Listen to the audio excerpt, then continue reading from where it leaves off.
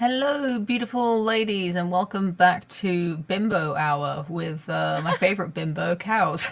Hi, how are you? Good, thanks. We have so many super chats to get through. If you don't know already, what we do on Wamen Hour is to take topics based on super chats, but we've got a little bit behind lately. So what we're going to do is catch up on all outstanding super chats. We'll be taking more super chats tonight to refill the what do you call it, the schedule. And I also want to talk about the phenomenon that I've been bothered by recently, which is the the rise of the Bimbo podcast Mm, to rival the effort that we've been so diligently making on Whammon Hour to prove that women can have a reasonable conversation using our brains and our good sense. We've now been challenged by an ever increasing dearth of content put out with women who are, let's just say, better to look at than they are to listen to. hmm But before we get to that, we really must get to our super chats because they have been waiting for too darn long. And I should have brought this up before, but I'm just going to pull this up now. And happy St. Patrick's Day to people who are Irish or who like to celebrate it. Oh yeah. Are you one of those Americans who lays claim to some Irish blood, or are you just an honorary? I don't lay claim. I because I am. My great grandparents were fresh off the boat Irish. So it is. I'm Irish. I'm basically full-blooded Celtic, and I know obviously it's like cringe to have Americans, like claiming European I didn't say it ancestry was and stuff. cringe. That's I your know, word for but it. that's the consensus, and I get it. But it's fun to celebrate. I think that I've used my Irish heritage many a time to have discussions about cultural appropriation back in the heyday of that. Because everyone's allowed to celebrate that, but no one else can celebrate like other like cultural holidays and use stereotypes like how we're all drunk and stuff. But yeah, I would say being Irish American is a pretty big part of my identity and my upbringing. So yeah, I'm very Okay. festive. Yeah, it's kind of interesting that the Irish were an oppressed minority in the not so distant future to the point where you can Mm, still be sort of proud of that openly, or you know, even yeah. Scotch or like Welsh or Cornish or other people who've been oppressed by the eternal Anglo. they can Uh-huh. they can still claim that as a status to be proud of. Yeah, Yeah, so why definitely. not celebrate it? Hmm Even though I think the whatever the holiday originally started as, it's now just become, drinking specifically Guinness, wearing green, clovers, and like leprechauns. Like I don't know if there's like what the like it's supposed to be a celebration of St. Patrick, but I think it's the cultural ethos that once inspired us to have a holiday at all is more or less forgotten now.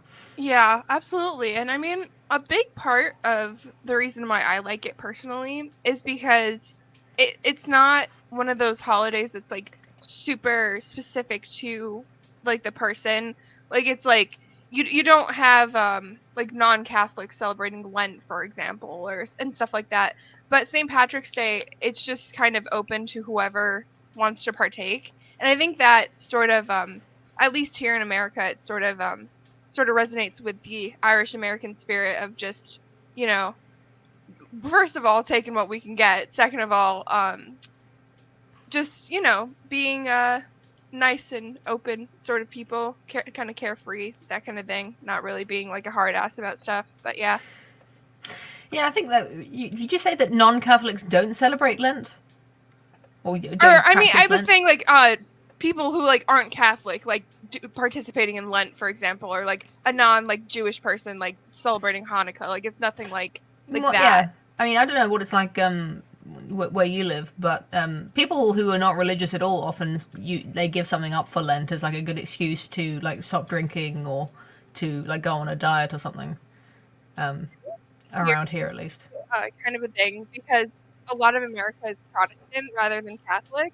I think you guys have more of like a stronger Catholic or sort of like raised Catholic population than we do. So Lent is really like a big up to you here, like that. But I don't know. It's just very interesting.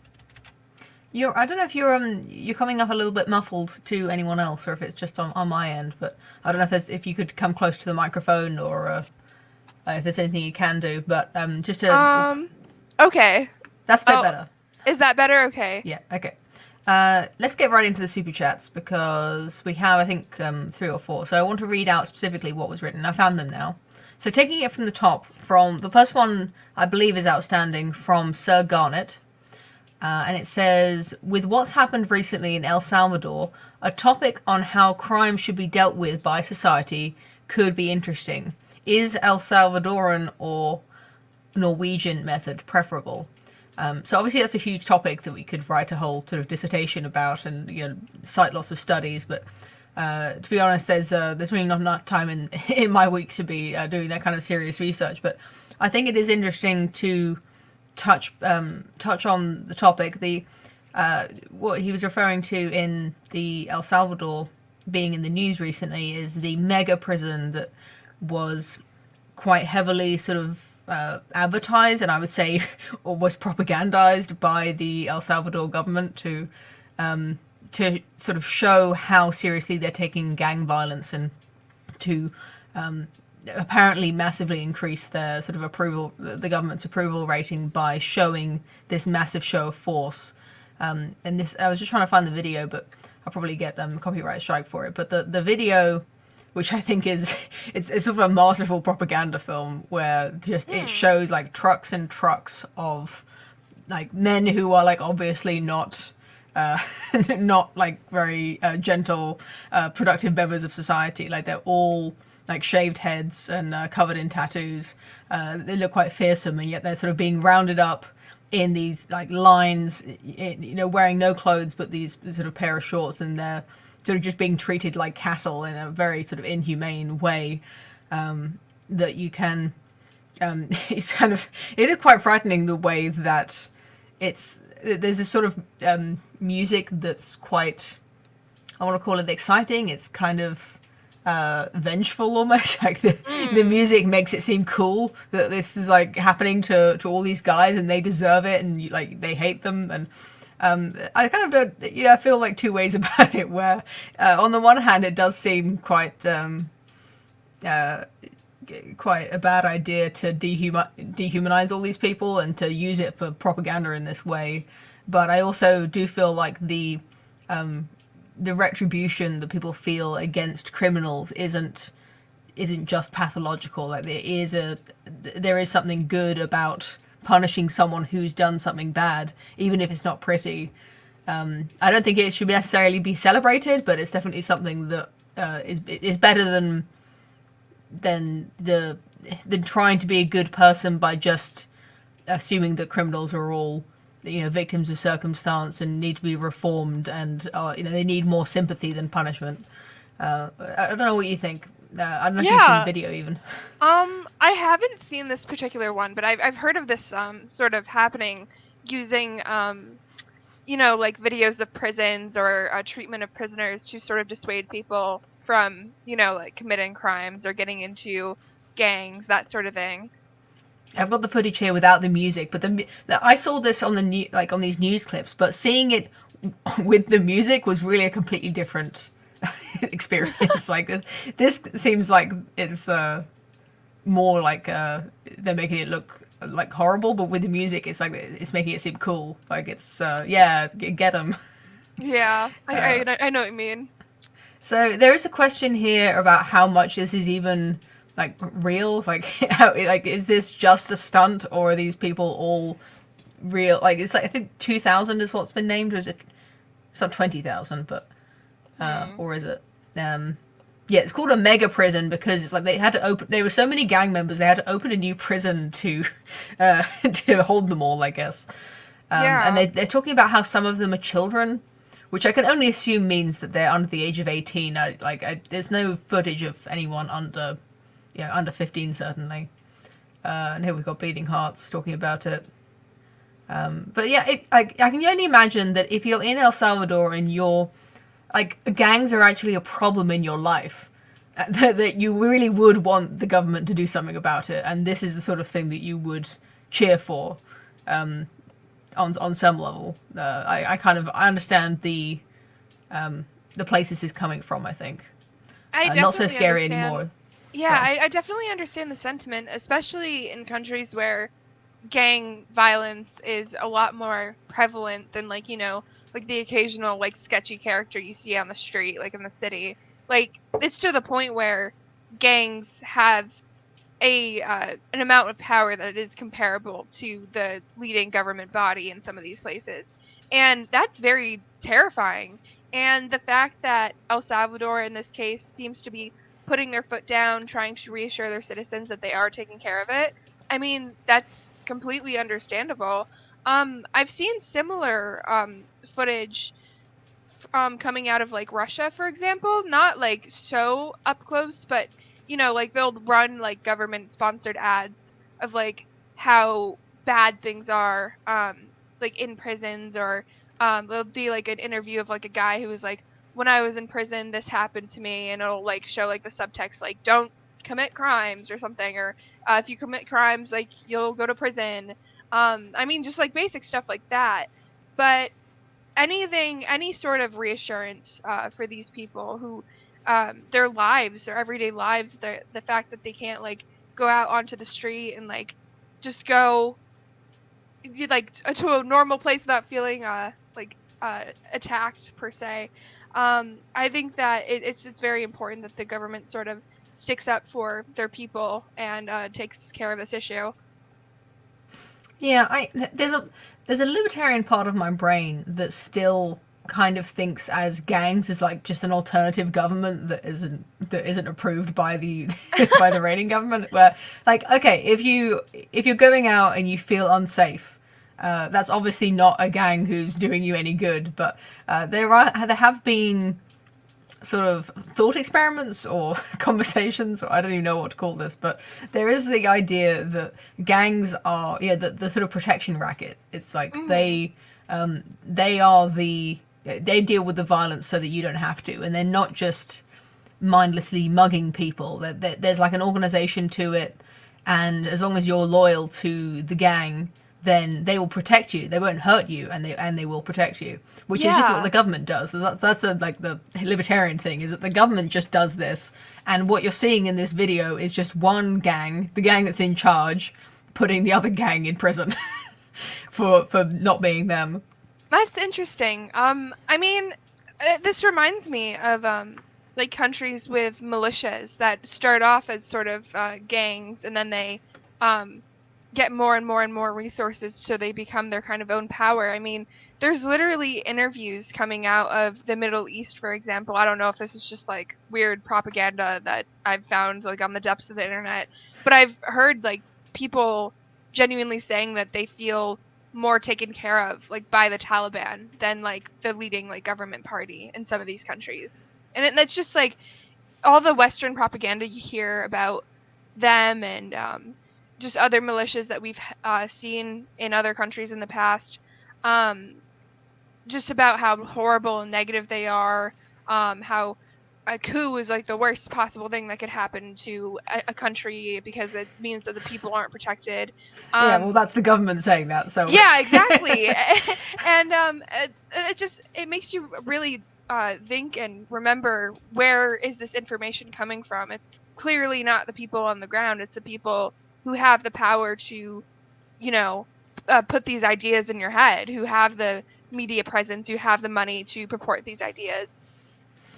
Yeah, before we do continue, I'd like to address the accusation that this is all, like, the whole video is just fake, and I honestly don't know. There is something very, like, uniform about these men, like they all look the same. I don't know how like accurate it is. Yeah. Like like just the ethnicity, like the tattoos. Obviously, the clothes they're wearing are all the same, but even like their height doesn't seem like there's no fat ones or really skinny ones. Like they're all like this like kind of fearsome, muscly white guy looking. Like there's something about it that does make me think it could be fake. Like I don't know, but that makes it even more interesting if it is. Yeah, I mean, if it was fake, I mean, it could be possible that there is a genuine issue happening, and the government maybe like sponsored this video, to, like with actors or CGI or something, to sort of make their people feel safe, but they're not actually taking care of it. That is a genuine possibility, especially given, you know, some of the shit that they pull in South America. So I don't know. Yeah, and to come back to this idea of justice in the abstract, and sort of the Norwegian model, yeah, there's this idea that I can't quite shake, that that kind of determinism thing of, you know, when you're born into a bad family, you know, abuse and poverty. And I'm going to sound like a real like bleeding heart liberal here, but I really do kind of believe that if you take someone who's a criminal, like someone who's really done like terrible crimes, if that same person had lived a better life, they may not have been like an outstanding citizen, but they, you know, certainly the kind of person they'd end up being would probably be a lot less damaging to society. And so I do want to hold criminals responsible for their actions, and yet I do also acknowledge that there is a part of their, you know, their upbringing, their, you know, their culture, their, you know, their the parentage has fostered this in them, and it's not completely their fault. And I don't know if there's a way to fix that, because just by being nice to them, you can't force them to become nice, you know, like a kid's film. And yeah, I do sort of feel like that's just the, you know, the part of my brain I can't quite shut up. No, I mean, that's a completely valid concern. I mean, it's just nature versus nurture at the most fundamental level. I mean, there are several different reasons people go down these paths. It could be that they had a fine family life, but they were really rebellious and got stuck in with the wrong crowds at a very young age. It could be. I mean, those people that don't usually abused. become. Those people don't usually like commit murder or join a gang. Like, they don't. They might get like a drug offense or you know, stealing or whatever. These kind of poverty-related crimes. You know, that being a meth head on the streets and stealing to get your next fix or whatever. Like, you can get that kind of crime, but this. There are some sort of, you know, career criminals that just do not come from comfortable, loving families. Yeah, I know what you mean. It's just, it's one of those weird instances where you can't necessarily prevent it from happening because you don't know what's going on behind closed doors. Like, who's parenting their kid in what way, who's raising the next fucking Ted Bundy or whatever. But I mean, there's also this is gonna sound like very strange and like it's slightly off topic, but there's more of an incentive now that I've been seeing in schools that children are being encouraged to report like bad behavior of their parents like to the school, so it can be properly investigated. So maybe the next serial killer who's currently 5 years old and being abused by their parents might be able to, you know, say something to their teacher and be put somewhere better. But that also begs the question, you know, what's the foster system going to be like? What sort of like separation anxiety are they going to get by being just like placed in a new house? What if the parents actually aren't doing anything and it's just the kid who is just saying this because he's mad at his parents? It's one of those things that you really just need to approach finely, because there's a million ways it can go wrong. And on the other end, I don't know what it says about me that I'm able to entertain these like vastly different ideas, but on the other end, like thinking about it economically, I feel like prison is just such a bad idea for everyone involved. Right? Yeah. So if you're like an economically productive person, then being in prison is just going to stop you from earning money, paying taxes, being like a good citizen. If you've just been caught committing, tax fraud or whatever, like some crime that, was bad, but on the other hand, you could still be doing something useful. That being in a prison just kind of seems inefficient, and probably, I do want this person to be punished, but then I think these really old, like medieval ways of punishing people, like cutting off a hand or, whipping, like things that we think are grotesque these days. There's a certain logic to it. You can see in those times they didn't have, they didn't have the resources, they didn't have the huge government to set up a prison and pay people to be on the prison and like guard it and, feed the prisoners. Like all of this just does seem to be inhumane in a completely different way and completely inefficient and stupid. To the point I kind of don't even believe in prison. Like it should either be like, I don't really believe this. I got to give a disclaimer, but like sometimes I think like you should be, corporal punishment or, being like taxed like half your salary for the rest of your life, which they do to people who commit no crimes, by the way. But you know what I mean? Like there should be another way, like community service and like something you can, if you're productive and you can do so, you can be reformed, then do that outside of prison somehow. Yeah. And if you can't, if you've done something that you can't atone for in that way, then, whipping or cut off your hand. Yeah. It's a horrible thing to say, but there's some like sort of societies I've heard of that people who committed crimes, like sort of like petty crimes, they would just have to do like their dirty jobs for like a set amount of time, like cleaning like the sewers or something, or like clearing the king's castle full of rats or something. I don't know. But I mean, that's a model that I personally wouldn't be opposed to.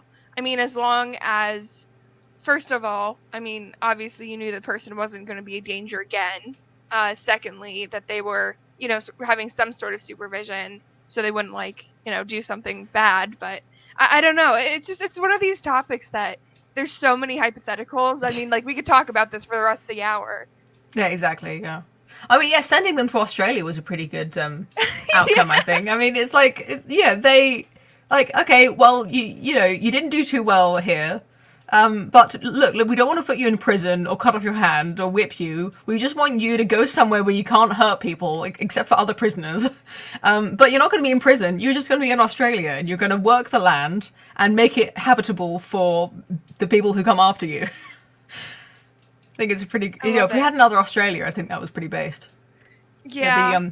The book by Robert Heinlein, The Moon is a Harsh Mistress, is it's a science fiction about how the moon became the next Australia, and like generations of criminals were sent to the moon to like mine it or like to do whatever work they needed doing there, and those prisoners like actually built a society, and then there's still like a layer of guards over the top of them who kind of rule them, but the prisoners become so, like, it's not even the prisoners now. Like, the book is about like the generations who come after the prisoners and like the society that they build. It's a great book. It's not just about that. There's like so many like libertarian ideas in there, and like a cool like AI robot who becomes a character, and it's a very fun book with a kind of dull middle. So definitely recommend that one. All right, cool. So I'm going to say that's my solution, is the moon colony. It's cuter than the last thing I suggested. And with that, let's move on to more super chats. I think the next one was about date ideas. I just want to read it specifically. What actually is a good date idea? Movie Then Meal is a classic, but a treatise on this might help the single dudes out there. So single dudes out there, what do you say to them, Cows? Like, what's a good date idea? I've heard, before you answer, I have heard that some girls say that they, like, guys these days are so inept when it comes to dating that they'll just invite them round and play video games while the girl they're on a date with just watches. Which is what you do when you're married for like 4 years, not a first date. I've done enough of that in my time. I mean, for whoever said that, I would say dinner then movie, just to be clear. So you don't have to waste all your money and you're hungry and then you go out and you're already full off popcorn. I don't know. It's just my autism speaking. But anyway, I mean, there's several different sort of ideas you can. I mean, this is gonna sound like obvious, but you can look it up on the internet. I heard a funny story of this guy who he knew like this really like pretty lookout point. Like once it was like super dark. There was like a certain level of lighting in the city that you could go up like this dark hill and see the city lights, but also see like all the stars at the same time. Like the light pollution just didn't quite like get it. And he was really into this girl, and he is like, oh, I know a spot, and they have to like sort of hike through like this dark woods, like in the middle of the night. And he like notices her like getting like uneasy, but he doesn't know if it's just like date nerves or something like that. But afterwards, she's like, I didn't know if you were gonna like lead me into the woods and kill me. So I would say if you have a spot like that, maybe save that for like 4 or 5. I was going to say the opposite. There's an old sort of urban myth that I think is like somewhat based in reality. Like the idea of you know that feeling of like having butterflies in your stomach that people associate with being in love. Yeah. Well, that's actually like the feeling of adrenaline that you get when you're in the vicinity of someone who you're attracted to, you're in love with, whatever it is, you have a crush on them, and basically your body is like, ooh, like what are we gonna do? Like, oh, it's basically like preparing you to take action. That's what the adrenaline does. But the thing is that you'll also be able to trigger that sensation with somewhat alarming like or frightening things. So like watching a horror movie or going on a roller coaster. It's like it's funny how different emotions in the different context they get called different things. Yeah, just the basic example being like if you feel sad at the loss of a loved one, it's called grief, right? It's like it's not just sadness; it's got like a specific name for it. Yeah. And I think at the extreme end of that, it's like love is like the feeling of like dread almost. The feeling of love is like the same as dread, but in a different context. So I think if you take a girl to a romantic point and she thinks that like 90% chance you're having a nice date and 10% chance you might murder her, that might not be a bad thing. As long as she agrees to go with you. I mean, as for a more like serious answer, I mean, obviously, I mean, dating, sometimes you don't really know the person yet, but I would sort of encourage, as you get to know someone to kind of, in small talk, sort of gesture to things that you like or that you're sort of gesturing to like ask her what she might like, maybe in terms of cuisine, maybe in terms of like an environment, like whether she's like would prefer like a cozy cafe or like a nightclub, for example. These are all things that you can pretty easily get out of the way in like your first few like icebreakers, like when you're getting to know each other. Maybe you're texting, maybe you're like in class together, however you met. But I mean, it doesn't hurt to just like ask either, like, hey, what would you be interested in doing? You can figure something out together. I mean, like good like local food joints are always nice. If you're like more like athletic, or maybe if it's like warm, maybe like a hike or the beach or something. I think for men, I would probably advise being a bit more assertive, and it's almost like in a typical dating scenario, the woman is like the more passive one who's sort of going on with it, and she's just waiting to be impressed. Like you got That's true. like what have you got? Like take me out for a good time. And you pay for it, you decide, and I don't know. Well, I really don't know if I should be giving dating advice because I'm not a man. I've never had like successfully dated a woman, and I've barely like dated myself. But I would suggest like something simple, just like going for a walk. If you know a good area, like a walk and a drink, if you can walk to a cafe or to a pub, that you know is good. I think that that's fine. Yeah, I think Red Hawk on Man's Hour said that if you're going to be dating a lot of women, then it really does get quite expensive going to a dinner and a movie every time. Yeah. Really, like it'd be good just to like have a conversation with someone. Or like walking around a churchyard, even if you're not religious. It's a nice place just to walk. If you see a nice old church, you can read the signs, read a bit of history. A museum also, if you've got a lady with a brain. If it's in season, you can go to like a community garden or something. Yeah. Any more ideas? I'll just find the next one. I really don't know what the rules are for the kids anymore, but like I do wonder, like, with a complete stranger, if you don't have any friends in common, like, what's a good time to like invite someone to your home? Is that just is that always just a shrouded invitation to sex, or is there an innocent way to invite someone into your home? I mean,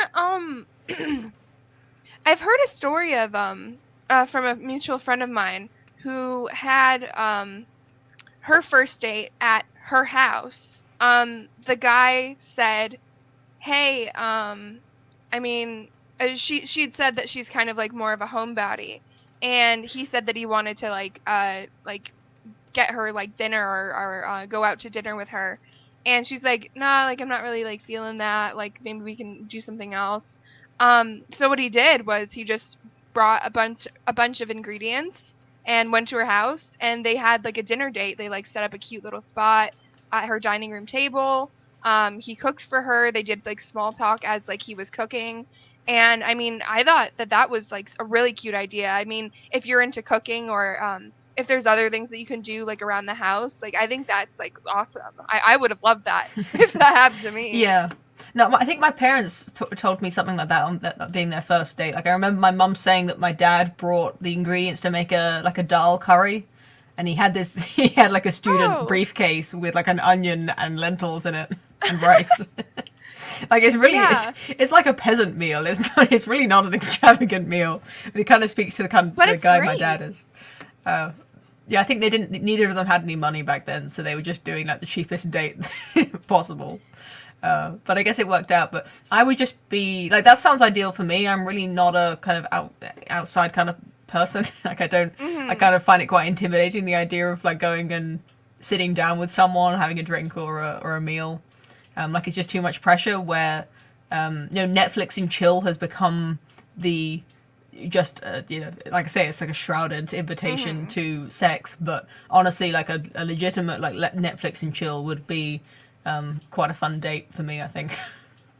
But then, if you're going to be in a relationship, there's plenty of time for Netflix and chill. Like the start of a relationship was when you're supposed to do something fun, like going to going to a stand-up together, or going to an orchestra or a ballet, or go to the opera together. Really, once you know that. Sorry, someone said onion and chill. It's my parents. I love it. Yeah, I do feel like once you're both kind of committed in the relationship, it's a good time to go on those like expensive dates. Really dress up and try to impress each other. In my opinion.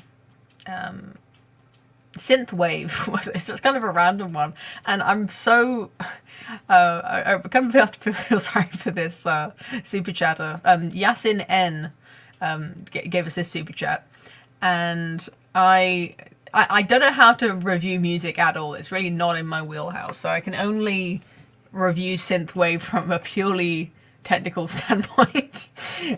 So I mean, you asked us, so that's all we can do. And I think synthwave, it's associated with the 80s, and it's experienced kind of revival recently because of the 80s nostalgia, like Stranger Things.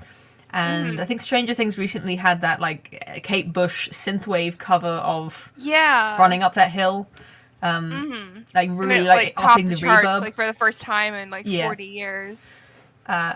So What is synthwave? Well, I think in the 80s, like when they first figured out how to use a computer to make musical noises, and then everyone was just trying to experiment with what different noises they could make with the computer. And one of the like synth things that gets associated with like the keyboard sound, what people call, it's like synth just means synthetic, but the thing that you think of as like synth is that kind of reverb, kind of soft, dampened electronic sound. It's not harsh it's not like a video game like beep boop music. It's like wah. And I mean, synth, like obviously, like itself, like the sound, the instrument, did have its sort of peak in the 80s, but synthwave itself, it sort of began from like the mid to late like 2000s period. You had like artists like Kavinsky, like who did like the Night Call song that like a lot of like right wingers in like. Drive. Yeah. And like the Real Hero song and you know, like those sorts of things. And I mean, there's been sort of a resurgence of that. It was pretty popular in the 2000s, and then now with sort of internet culture, with the sort of 80s style being you know, more popularized, as you were saying. That sound is just sort of like attractive. It's nostalgic in many facets, both to the older generation and to the younger generation. I've heard a lot of people describe it as like music that like never was, like that they couldn't have like experienced in the 80s, like for example, because it didn't exactly exist in the 80s as it is as they're listening to it now, but they're listening to it now and they were in modernity instead of being fun in the 80s. If that makes sense. But yeah, I mean, it's a very sort of experimental genre. There's a lot of, I can name like a few, like specifically like right-wing synthwave artists that sort of took off. I don't know if I want to say their names because I don't want to like get flagged or anything. Can I just give a shout out to that that David Bowie cover? It was called As the World Falls. I'm gonna put it on the screen because I loved it so much. Yeah.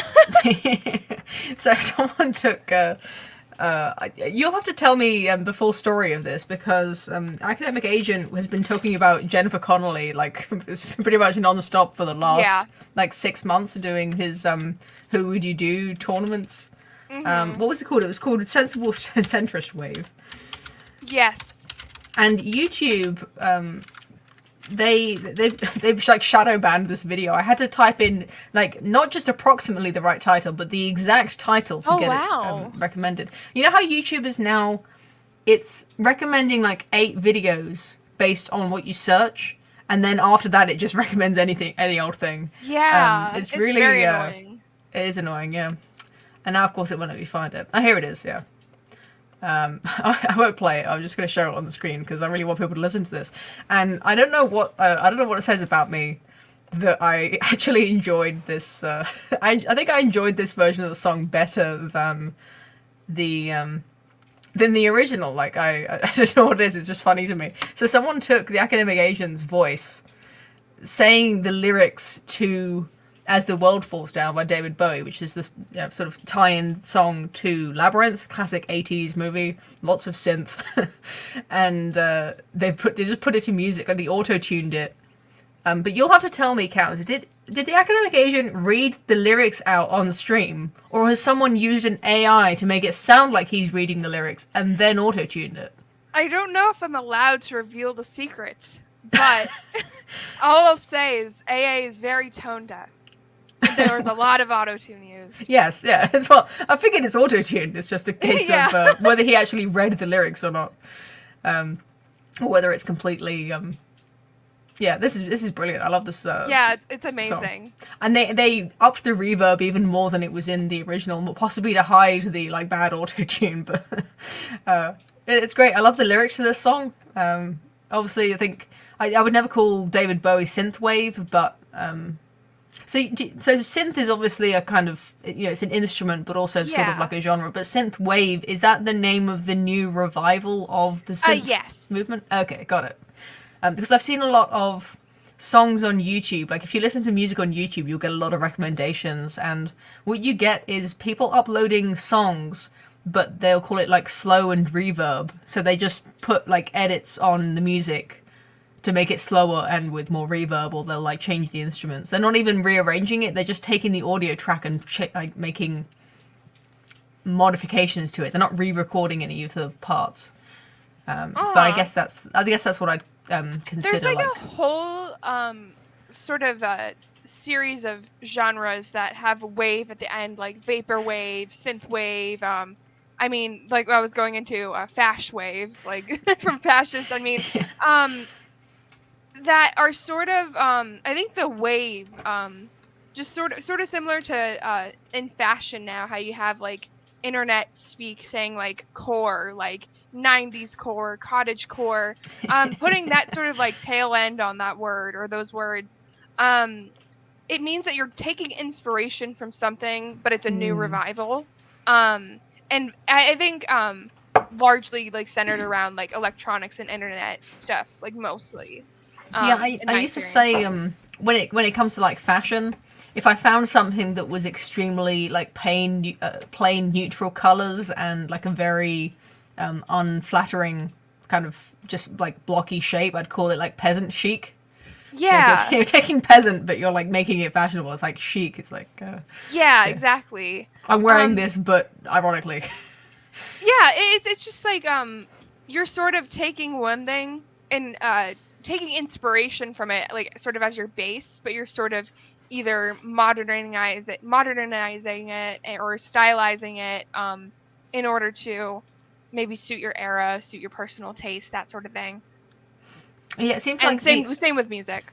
After rereading DRT's Superchats, I believe he was referring to not the 80s movement, but the like recent like revival on YouTube. But I'm guessing there's other platforms doing this too, where they are just editing older music and sort of taking other tracks and making them new, or like remixing them but making it more chill. Yeah. There's a whole like genre of YouTube that specifically makes like modern music, sort of 80s synth style. And a lot of it's actually really good. Like they'll cover like there's a really good one of like Somebody That I Used to Know by like that guy who released one song and then disappeared. Yeah. There's a really good like 80s cover of that. Like Ariana Grande, whoever, maybe like smaller, like more internet artists, like they'll get like remixes from fans. And I think it's very cool. I'm like personally into music as a hobby. I love sort of researching it, and I like approaching it with like an experimental lens. And I think that obviously like this is a trend. So a lot of people are like taking inspiration from others. It's not like the most original thing you can do, but it is, I would say it's a pretty dynamic genre, and that you could be like, you can take a lot of creative liberties with it. Have you seen Pogo? It's a YouTuber. So. I have reason to believe that he's perhaps a little bit based, but maybe that's just me seeing what I want to see. But so he's got like a few. Trying to figure out like what his popular songs are, but he takes really small. What do you call it? Fragments, clips. What's the word? He takes parts of films and like repeats them, but not like he's making a remix, like he's using that as a message, but like taking clips that are so short that you can't even hear what the words are. Like it just sounds like gibberish, and he puts it all together. I don't know how to describe it without putting it on, but yeah, like Steven Crowder has used his songs in his videos, and like I think other YouTubers have like used his stuff. I'm still not going to play it, but yeah, I think that's kind of, it's not like synthwave, but it's very kind of experimental, and I don't know, it's its own thing. It's modern. Yeah, it's like kind of like an underground like internet genre. There's a lot of there's like artists like this who specifically will like sample like an audio sample clip. Yes, that's what the word I was looking for. Sample, sample, or like a song they'll pick like a sample out of, and they'll turn it into something that is like completely different, and it's very cool. I like it. Yeah, I think I found Pogo from his Star Trek song. He made a song called Data and Picard using clips from okay. Data and Picard singing in different episodes, but also like just random parts of their speech. And what I love about that is that he went to the trouble of like buying a fully accurate like the Next Generation like jumpsuit, like a Okay. uniform, like a Starfleet uniform, and then he puts like the just like a normal green screen background, but he matches the lighting and like something about the camera focus, like it looks really, really good. Like he put way too much effort into the video. Like he didn't need to do that much. He could have just used clips from the show. I respect it. I respect it. Yeah, it's a good grift, and yeah, I really appreciate that. You should check that out if you like the Next Generation. It's called Data and Picard. I'll definitely check that out. And it's really catchy as well. I find myself singing it sometimes. So if that's Synthwave, then I think we should move on to our news segment.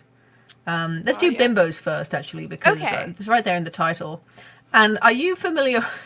Have you become acquainted with the Whatever podcast? Is it the one where like it's just the stupid girls being interviewed by that one guy? Yeah, that's it. Yeah, I've seen those like all over my Twitter feed. In a nutshell. Yeah.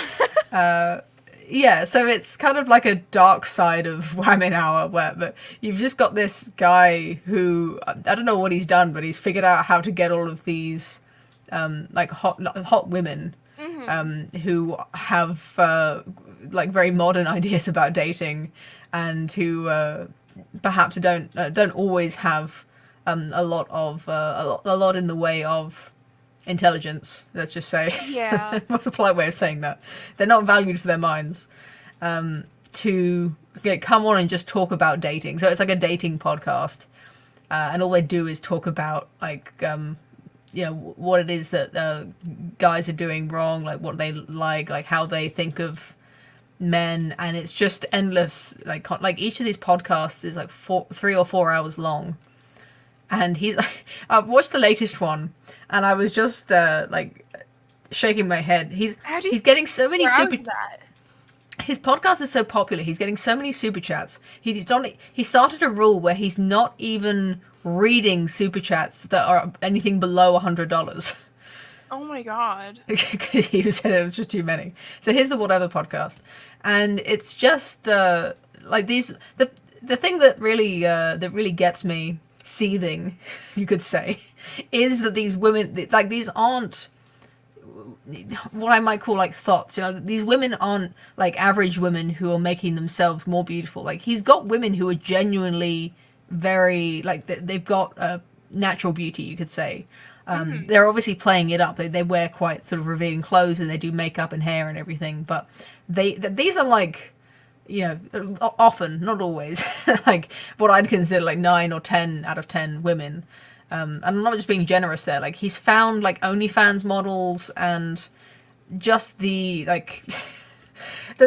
This is what gets me, is that the women are so beautiful and their opinions are so stupid that it's just like a black hole for your attention. Like, men, women, everyone, like, you just can't stop watching. Mostly clips are sort of circulated on Twitter. But you probably remember a few weeks ago there was the girl who was talking about talking stages, and she said the word "like" about 1 million times. Yeah. Mm-hmm. And nobody could figure out what she meant, because she just was expressing a very vague dislike of something called talking stages, which I'd never even heard of, so I didn't know what she meant.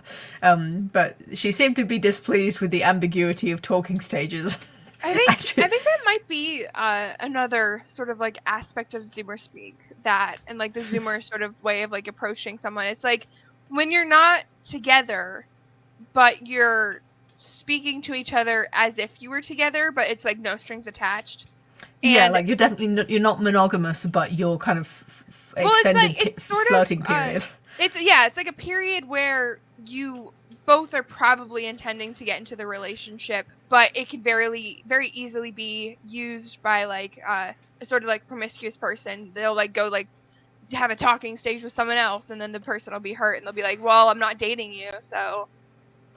Yeah, that's the kind of thing they talk about on the Whatever podcast. And usually the clips that go viral, the clips get shared around a lot, are women either saying morally reprehensible things or just acting extremely stupid. Like, I've never seen a clip go around where a woman said something that was witty or insightful, for instance. This really took off. There's only 63 episodes, and it seems like they're doing it. He's hit a winning formula, clearly. Yeah.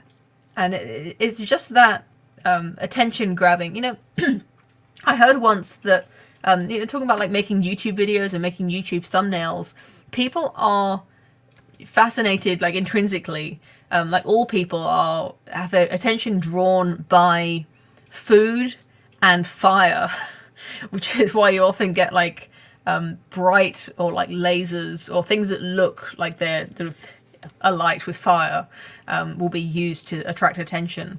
And obviously, also, you don't put like a white outline around something in a YouTube thumbnail. Like, I was doing that for years before I knew that this was like, it makes it to the subconscious kind of look like it's on fire. In a really basic way. But I think to that you can definitely add like attractive people, and especially attractive women, because it doesn't just work on men. Well, it probably works better on men than on women, but both men and women have their attention drawn by beautiful women. And I think this is like, it's like cocaine for your attention, this kind of podcast. And what, I try to have a rule on my podcast and just in general not to tear other women down, like not to, I feel like to disrespect or to shame other women. We're just tearing down all women together. And the same for men. Like, I try not to speak too badly of people. But the problem with the bimbos, it's not that they're hot, it's not that they're stupid, it's that they're so hot that everyone is watching them, and you can just get attention and views and super chat money by putting these hot women on a pedestal for everyone to see how stupid they are. Well, right? Like, it's the fact that they're getting attention is what is bothering me. It's one of those things that it's sort of it's an interesting model, because clearly you have the guy who I haven't seen like a lot of his stuff, but he seems to be like he seems to be the rational one, like the sort of more anti-thought one. But he's also giving these like OnlyFans girls and like e-thoughts a place to promote their platforms, and that's an incentive for them to come on. Is he can invite them on, they can make asses out of themselves, he can make an ass out of them, but at the end of the day, they're getting like free advertising. So it's kind of one of those like weird situations where there's probably men who watch the show muted with one hand, and then they go and subscribe. So it's just one of those things. From what I can gather about the host and the sort of the curator of this podcast, is that he's kind of red-pilled in the sense that he has a good understanding of just how bad the dating situation at the moment is. Yeah. Like he doesn't think that these women are like beautiful, empowered like women, that this is going well. But I think I got the impression he sort of skews more towards the Andrew Tate sort of spectrum, rather than like the Jordan Peterson side, where he seems to be making a tidy profit off of putting these women out there and saying like, fellas, this is who's out there, like this is who you're dating, like do you really think that these women are worthy of respect, almost. It kind of like that's the I kind of get the impression he's humiliating them on purpose, or just letting them humiliate themselves. That, and it's a grift. He's obviously making a lot of money doing this. He definitely understands the model. And it's not to say that right-wing people who know how to play the algorithm are necessarily bad. But look at your screen right now. Like, come on. All right, I think we've given these bimbos enough attention already. But I would like to, in the full tradition of moral Puritans, I would like to suggest boycotting bimbos. So if you see them recommended on Twitter, on TikTok, on YouTube, just scroll past, because your day's not going to get better from watching them. And if you do find yourself watching them, don't share, don't respond, don't like, just leave it at that. Don't give them any more attention. If your curiosity is killing you, just go on incognito and turn on ad block. Yeah, at least don't watch the ads. Yeah, but I really like.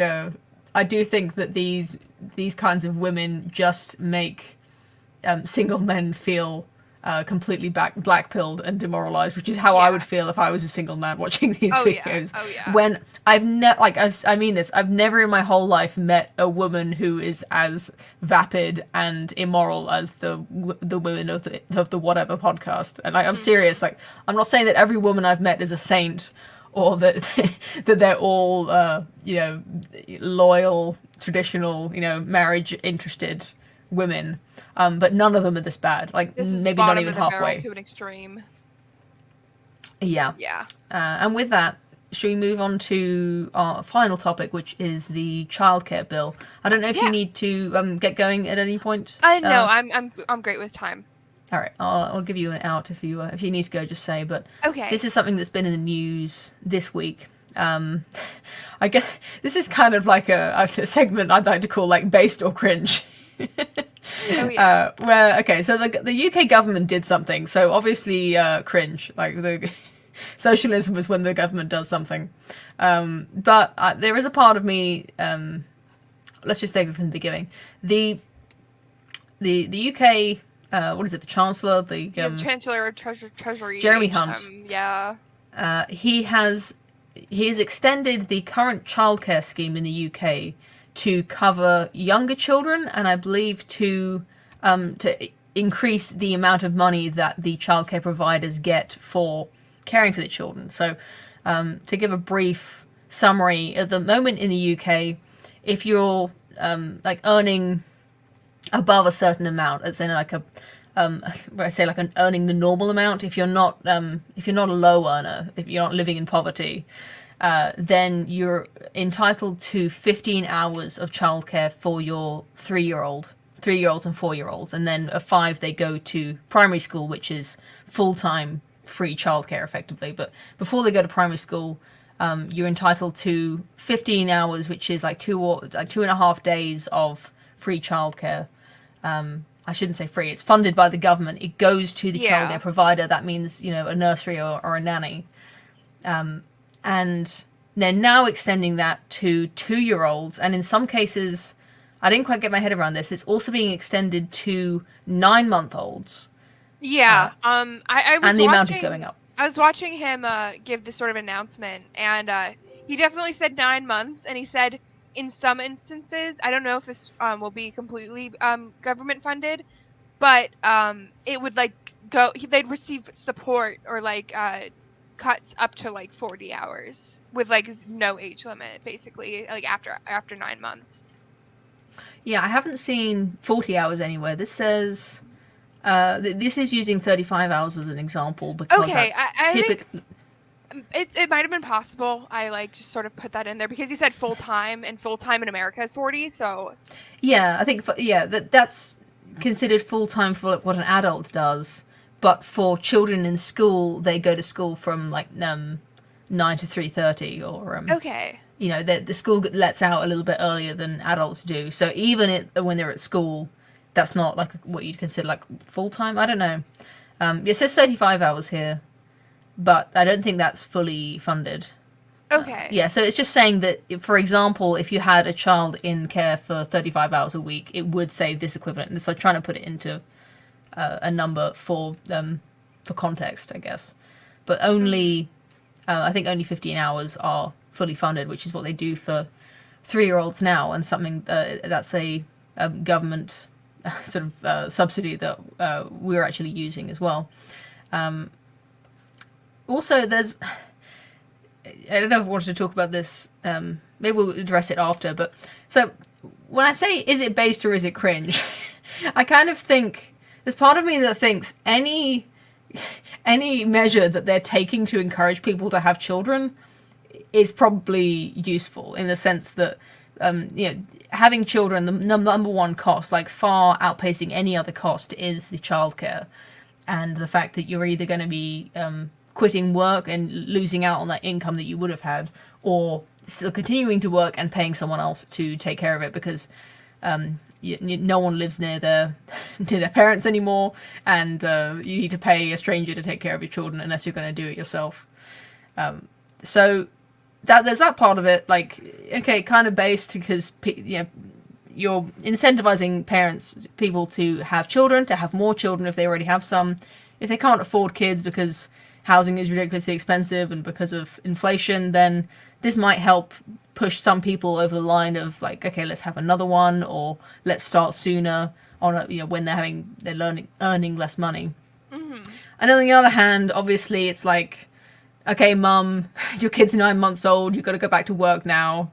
Be a good wagey and sit behind your desk while a stranger takes care of your little 9-month-old baby, which is just intrinsically a little bit utilitarian and not probably not good for the mother or for the child in every way, other than it being slightly more economically efficient for the economy, and perhaps in this case maybe more profitable for family. Excuse me. You talk. I'm gonna cough. Okay. So I was looking at this issue, and I made a tweet about it. I think some of my numbers were off. I think it was 35 instead of 40. But I mean, I think a big part of this whole thing basically is a lot of it is psychological, right? They're sort of normalizing the idea of the career woman who can be both mom and worker. And I think that it looks good, like on the surface level, but a lot of people in my replies, like especially like TJ on Twitter, Time Stealer, were saying that this is all a result of the fact that people just aren't getting paid enough. Obviously, this is very appealing to like single mothers, but let's say it was like a family. There's families with two incomes that cannot afford to like take care of their children, whereas it was for centuries. Houses would survive off the husband's income, especially while the woman had young children. It was not seen as the norm to just sort of shove the kids off with someone else, especially a stranger, like some sort of like childcare like organization. It was like that was like a desperate like measure. And I mean, I feel like a lot of women, especially women that I know, have been kind of like psyoped into thinking that separation at this young of an age is like healthy. It teaches the kids like independence and stuff like that. When in reality, just forcing a woman to go back to work too soon, even though it might be financially appealing, can lead to things like postpartum depression. The infant can have like sort of like abandonment issues. There's been studies that show that infants that are not around a parent, but especially the mother for a certain period of their first 1 to 2 years of age, that they can develop like negative personality factors.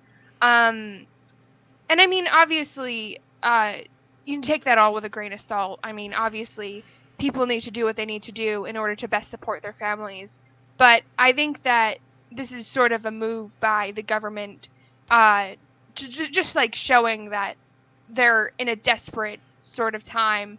They need people to work, because things clearly aren't looking very well in the work department for you guys, especially here as well.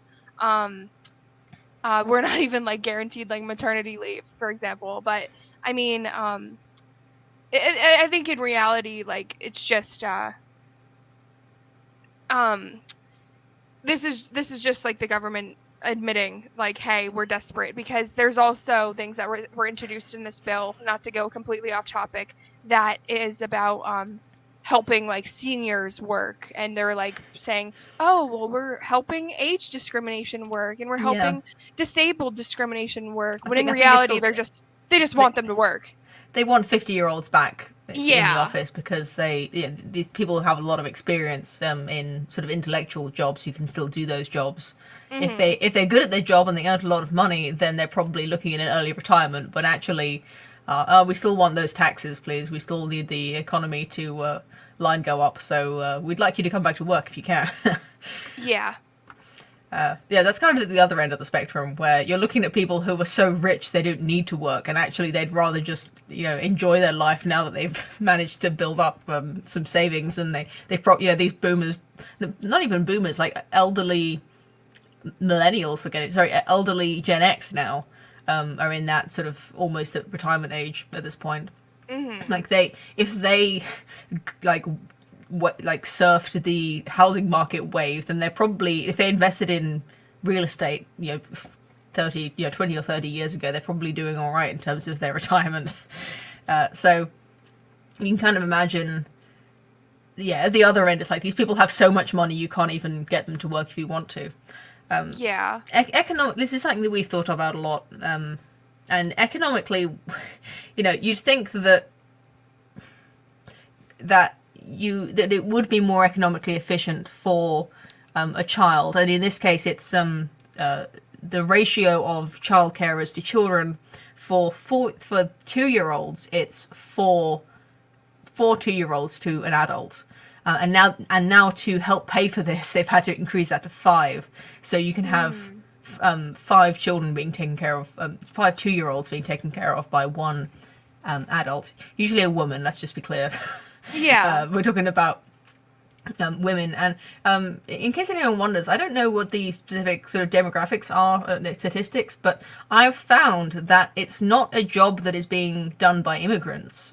Immigrants get sort of cleaning jobs and elderly care, but in childcare, it's actually sort of native. I don't know what it's like in other countries or what, but I don't know why it is, but I think maybe you need certain qualifications, because there's these women, they earn a little bit above minimum wage, like maybe 20% above minimum wage at the moment, and they are all native born sort of British women, which is something to be noted upon. This isn't some sort of scheme to give immigrants more work or anything.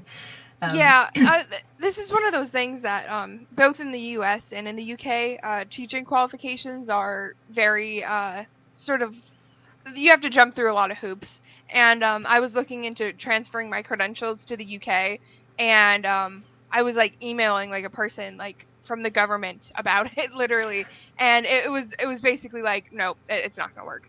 Wow. And you have to obtain like a special like qualification in a certain year of your schooling, or you can, if your degree qualifies, you can do it after your degree. It's very like weird, and you have to have a certain number of years experience teaching to get it, but then they won't hire you if you don't have it. So it's one of those situations, and it's something that I predict in the next like maybe 10-20 years will change, especially with the teacher shortages. There's massive shortages. That's the other sort of unspoken assumption with this article that's not really addressed by this budget, is that if more parents are sending their kids to these nurseries and preschools, there's going to need to be more people in these. Like, we don't have enough as it is. So they don't have a plan for that. If they lower the qualifications needed, I think everyone's going to get mad about that, even though it would, like you say, it would solve some problems. And, I personally would like to see cows working in a UK school with our children. From what it looks like, I would literally have to go to like university, like all over again in the UK in order to qualify. So it's just weird. I don't know. Yeah, I mean, because everyone is so desperate, we could talk about this after the show, but I suspect that you could probably get a private, nannying gig if you wanted to work for a family personally who's finding it difficult to find a nursery. And if you're a sort of a self-employed babysitter, then you can claim this funding that this news is about, that could be going to you as a childcare provider, even if you're working independently. I don't think you need. Well, I think the qualifications to be a privately run independent childminder aren't as rigorous for being a nursery practitioner responsible for 5 2-year-olds. But yeah, I thinking about it just quickly to take it from an economic standpoint. What we're talking about is you're paying a nursery or a woman or whatever it is. What I found is that looking at people who are just a woman, a childminder or a nanny, they are paid only slightly more than what a nursery charges, because even though a nursery you've got one woman taking care of 4 or 8 children, there's also the building costs, the all kinds of things that they also have to account for. So it ends up not that much cheaper, especially if it's like a chain one. Yeah, owned by like a company. So if you take what is like the median salary for a mother, like before she had kids, whatever it was that she could be making, and subtract what it costs for childcare, she's not really like making that much money. Like someone else is taking care of her kids and she's going to work, and you kind of, it's like that wage, once you've done that subtraction, the wage that is left is really not that worth it, unless you have a career that, well, you might love your career and you enjoy doing it, and you'd rather do that than wipe some kid's nose all day, or if you if you anticipate that career growing and becoming getting more money in the future, or becoming more prestigious in the future, and you're kind of just investing in yourself, like you're investing in this promise that one day you're going to be like a girl boss, right? That's, I think, what's being sold to women is like, okay, well, you have to give up more than half your salary, you don't get to see your kids, but that extra little bit of money that you're making on top of what you're giving to the nursery, you'll get to spend that, and you'll get to eventually, once your kids go to school, you won't be paying the nursery anymore, and you'll be earning like hella bucks. I don't know.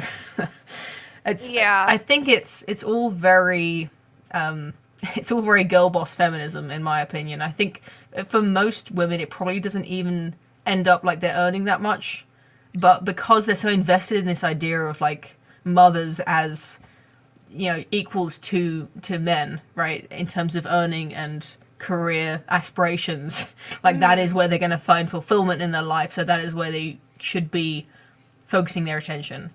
And I think there's that line go up. Yeah, I was gonna say, speaking of line go up, I mean, the cost of this is £4 billion. £4 billion, and I mean, especially with the fact that there's people in your country right now who are still, struggling to manage feeding their kids versus heating the house. I mean, £4 billion, that's a lot of money.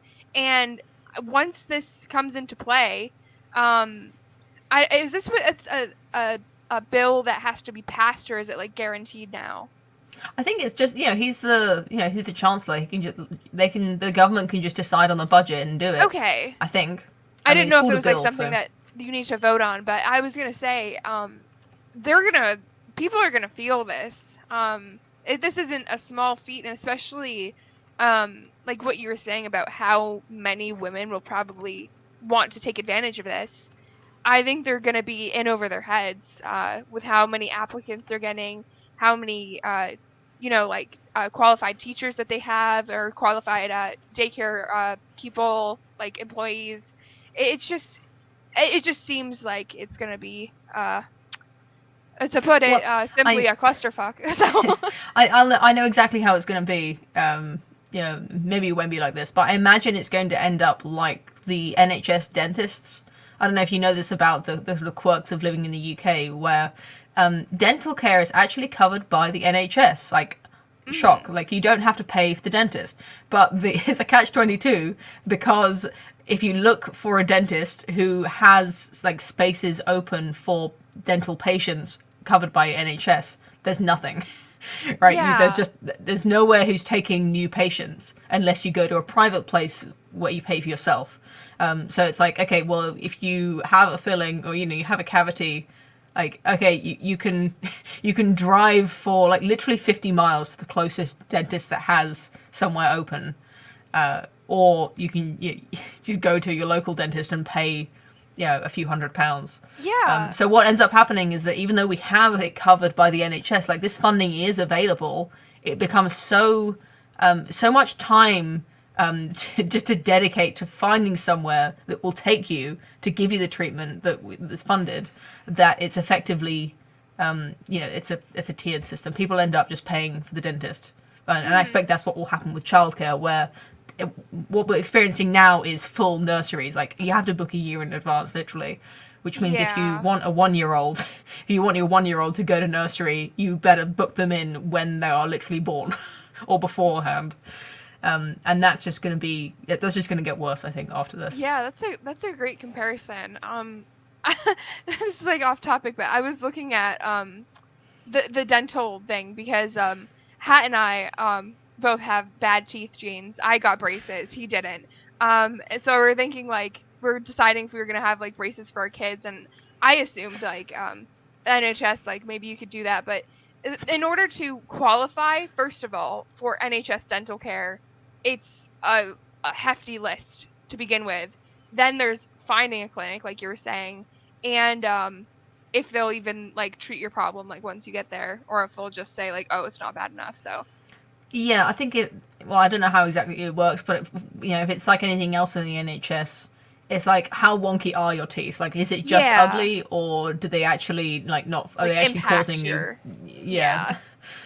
If you're just ugly, then I think that's pretty par for the course in terms of English people. So famous for our bad teeth. Okay, I think that's all we had. We've gone for more than an hour, so thanks very much for being patient with me. Yeah, no worries. And thanks everyone for joining us at the new time of 8:30. I had released a video earlier today in which I said that the time was still 9 o'clock, but I'm going to try 8:30 from now on and see how that goes. So thanks for all of our people who join us live. I believe, actually, before I forget, there were more super chats and they've gone off my screen, so I can't put them on the screen for you, but I'll read them. Lots from DRT. Thanks very much for today. So DRT for $5 says, I have no Irish in my line and no alcohol in my future, but have fun being Irish. I don't know what with what spirit that was said, but thanks for the money anyway. El Salvador was balked, and the current governor is trying to go full scorched earth on these gangs, which are LA transplants. I don't quite know what that means, but thanks for that. I don't even know what balked means in this context.